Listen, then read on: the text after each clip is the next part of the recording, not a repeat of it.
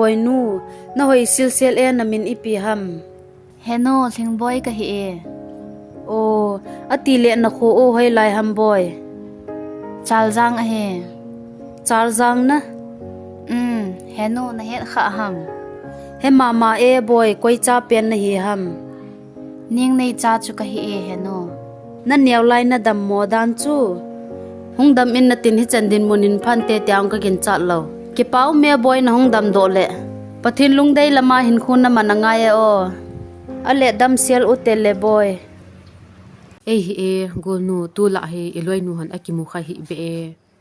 henge ba kha ve be e gavet na pha hi lo ham na henge na e hi lo le tu ni e ga chi do ngap di ham henge hungo ga chi hite kahin khumandan hi pathin alung thlai na de o gol hungu hung to hanin gol ipina ti ha na ki ngei sit tu na lo me tawna I chi ding ham katin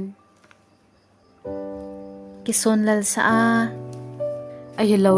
la sa ding na he hoya la isa amin ei noi sat bep ding a hi e za chat ga ki sa e koi acham kim ki ding hamo achi sa chu achi sa heta chu ahung lung ding pha na e zong e kitir kho jing thaina ding